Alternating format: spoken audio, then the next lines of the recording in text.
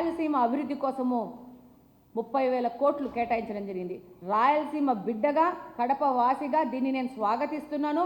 కరువు ప్రాంతమైన రాయలసీమని ముఖ్యమంత్రి గారైన నారా చంద్రబాబు నాయుడికే ఇది సాధ్యము. ఆయన కాబట్టి 30,000 కోట్లు కేటాయించడం జరిగింది రాయలసీమ అభివృద్ధి కోసం.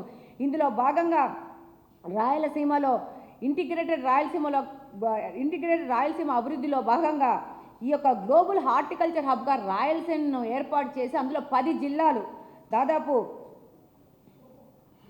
అనంతపురము,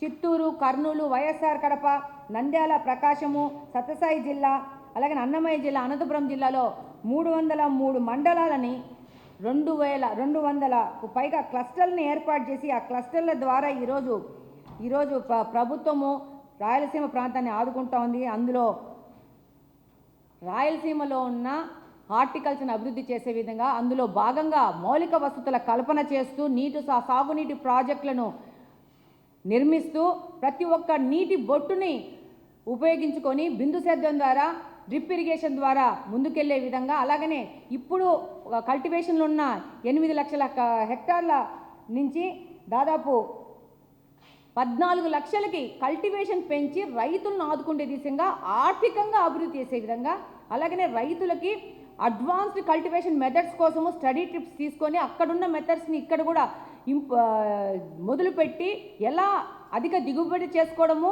ఆ దిగుబడి చేసుకున్న వాటిని ప్రాసెసింగ్ చేయడము, అలాగనే వాటికి బ్రాండింగ్ ఇవ్వడము, అలాగనే వాటిని ఎలా మార్కెట్కి తీసుకుపోవడము, అలాగే వాటిని మార్కెట్ నుంచి గ్లోబల్ అంటే రాయలసీమని ప్రపంచ దేశాలకు పరిచయం చేస్తూ ప్రపంచ దేశాల్లో ఉన్న మార్కెట్లో మన రాయలసీమ యొక్క పండించే ఈ యొక్క పండ్లు, కూరగాయలు కానీ ఏవైనా కానీ వెళ్ళే విధంగా ఇంటిగ్రేట్ చేస్తూ ముందుకు తీసుకెళ్తున్నారు. ఇందులో అన్ని పవర్ కానీ, నీటి వసతులు కానీ, రోడ్లు కానీ ప్రతి ఒక్కటి ఇన్కార్పొరేట్ చేసేసి దాని ద్వారా ముందుకెళ్తా ఉంది ప్రభుత్వము.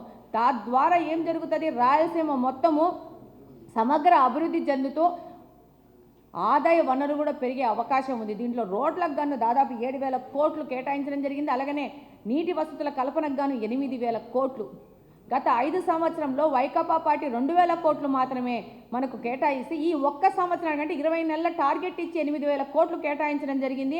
ప్రతి ఒక్క నీటి బొడ్డును ఒడిసి పట్టుకొనేసి దాని ద్వారా రైతులకు లబ్ధి చేయాలనే ఉద్దేశంతో ప్రభుత్వం ముందుకెళ్తా ఉంది. ఇంకొకటి ఏంటంటే దీంట్లో భాగంగా ఉద్యోగ అవకాశాలు కూడా పెరిగే అవకాశం ఉంది. వ్యవసాయ అనుబంధ పరిశ్రమలు, స్టార్టప్ కంపెనీస్ రావడానికి అవకాశం ఉంది. ప్రాసెసింగ్ యూనిట్లు రావడానికి అవకాశం ఉంది. అదే ప్యాకింగ్ యూనిట్స్ రావడానికి అవకాశం ఉంది. ఉత్సాహవంతమైన యువతులు ఎంటర్‌ప్రెన్యూర్స్ అయ్యి వాళ్ళు కూడా వ్యాపారంగా ముందుకెళ్లే అవకాశం ఉంది. ఇదంతా మన రాయలసీమ ప్రాంతానికి లబ్ధి చేయడానికి ముఖ్యమంత్రి గారు చేసిన బృహత్ ప్రణాళికని ఈ సందర్భంగా తెలియజేసుకున్నాను.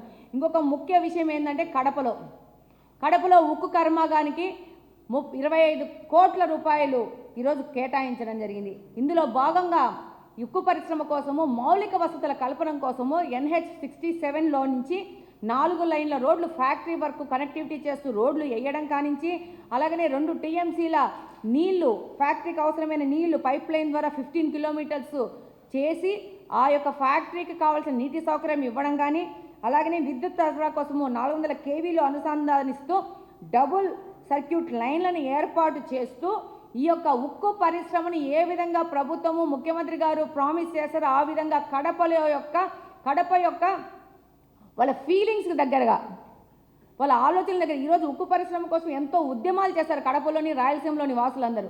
వాళ్ళందరినీ వాళ్ళ యొక్క భావోద్వేగాలని అర్థం చేసుకుని ఈరోజు ఉక్కు పరిశ్రమని మొదలు పెడతామన్నారు. నిన్ననే మాకు సీఎం గారితో మీటింగ్ అయింది. 27కి ఉక్కు పరిశ్రమ స్టార్ట్ అవబోతూ ఉంది.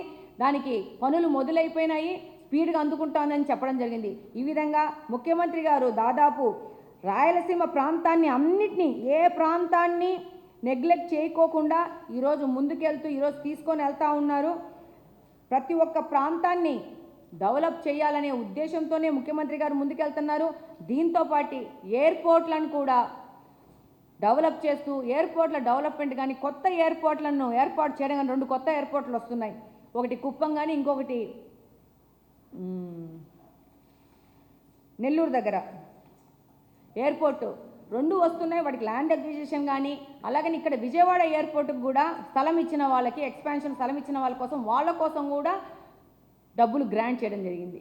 ప్రతి ఒక్కటి దాదాపు ప్రాంతీయంగా ఎయిర్లైన్స్ నడపడానికి 8 ఫ్లైట్స్కి కూడా దాదాపు 30 కోట్లు గ్రాంట్ చేయడం జరిగింది. విజయవాడ ఎయిర్పోర్ట్లో నిర్వాసితులకు కూడా 30 కోట్లు గ్రాంట్ చేయడం జరిగింది. ప్రతి ఒక్క సెక్టార్ని, ప్రతి ఒక్క విభాగాన్ని పరిగణలోకి తీసుకొని ప్రతి ఒక్క ప్రాంతాన్ని ఈక్వల్ సమానంగా వాళ్ళకు కూడా అవకాశాలు ఇస్తూ, అభివృద్ధికి అవకాశాలు ఇస్తూ తీసుకుపోవడం జరుగుతుంది. ఈరోజు ఇంటిగ్రేటెడ్ రాయలసీమ అభివృద్ధి కోసము ముఖ్యమంత్రి గారు ప్రకటించిన 30,000 కోట్లకు గాను ఆయనకి ధన్యవాదాలు తెలియచేసుకుంటా ఉన్నాము. ఈ అభివృద్ధి కార్యక్రమంలో అక్కడ నుంచి ప్రజాప్రతినిధిగా మాకు కూడా దీంట్లో పాల్గొనే అవకాశం ఇచ్చినందుకు ముఖ్యమంత్రి గారు ధన్యవాదాలు తెలియజేసుకుంటూ ఈ అభివృద్ధి కార్యక్రమాలలో మేము కూడా మా వంతు పార్టిసిపేట్ చేసి మా ప్రాంత అభివృద్ధి కోసము సంపూర్ణంగా సహకరిస్తూ ముందుకెళ్తాము. నేను ఒకటి ఈ సందర్భంగా తెలియజేసుకుంటున్నాను, వైకాపా పార్టీకి బయట రోడ్ల మీద తిరిగి రచ్చలు చేయడం కంటే డెఫినెట్గా వచ్చి ఈ యొక్క బడ్జెట్లో కానీ రేపు జరగబోయే డిమాండ్స్లో కానీ మీ డిమాండ్స్ కూడా పెట్టండి. మీరు మీ ప్రాంతంలోని మీ ప్రజల ఆశయాలను, ఆకాంక్షలను మీరు కూడా ప్రెజెంట్ చేయండి. చేసి ప్రభుత్వం డెఫినెట్గా మీ ప్రాంత అభివృద్ధి కూడా రాష్ట్ర ప్రభుత్వానికి ముఖ్యమే కాబట్టి వాళ్ళు కూడా మీ యొక్క ప్రజల ఆకాంక్షల్ని మీ ప్రాంతంలోని మీరు రిప్రజెంట్ చేస్తున్న నియోజకవర్గం యొక్క అభివృద్ధి కూడా మీరు తీసుకొచ్చి పెట్టాలా. అది పెట్టుకోకుండా బయట రోడ్ల మీద అల్లరి చేస్తూ యాగి చేస్తూ ఉండి మండలిలో యాగి చేస్తే ఏమొస్తుంది? ఏమీ రాదు. ప్రజలు గమనిస్తున్నారు. ప్రతి ఒక సంవత్సరానికి మారుతూ ఉంది, జనరేషన్ మార్పు వస్తుంది, చదువుకున్న వాళ్ళు పెరుగుతూ ఉన్నారు, విద్యావంతులు పెరుగుతూ ఉన్నారు, వాళ్ళు గమనిస్తూ ఉన్నారు. ఒకటే రచ్చ చేసి రావిడి చేసే ప్రజలను మనల్ని అభిమానిస్తూ ముందుకు తీసుకుపోతారు. వాళ్ళు ఒక క్రేజ్తో వెళ్తారనేది భవిష్యత్తులో ఉండదు. ఎవరు పని చేస్తారో వాళ్ళకు మాత్రమే అవకాశం ఇస్తారు. ఎవరు పని చేసి వాళ్ళకి సేవ చేస్తూ వాళ్ళ యొక్క జీవన విధానంలో మార్పు తీసుకొస్తూ వాళ్ళకి యొక్క ప్రభుత్వం నుంచి రావాల్సిన లబ్ధి కార్యక్రమంలో పాలు పంచుకుంటారో వాళ్ళకు మాత్రమే ప్రజలు అవకాశం ఇస్తారు. కాబట్టి మరొకసారి వైకాపా ఎమ్మెల్యేలకు ఒక రిక్వెస్ట్ చేసుకుంటున్నాను, వచ్చి ఈ అభివృద్ధి కార్యక్రమాల్లో కానీ శాసనసభ కార్యక్రమంలో పాల్గొనండి. మీ యొక్క కాన్స్టిట్యున్సీ అభివృద్ధిలో కూడా మీరు పాలు పంచుకొని రేపు ఎలక్షన్స్ పోయేసరికి మేము ప్రతిపక్షంలో ఉన్నా కూడా మేము పని చేయగలిగినామని చెప్పుకుంటే బాగుంటుందని ఒక చిన్న మనవి తెలియజేసుకుంటున్నాను. Thank you.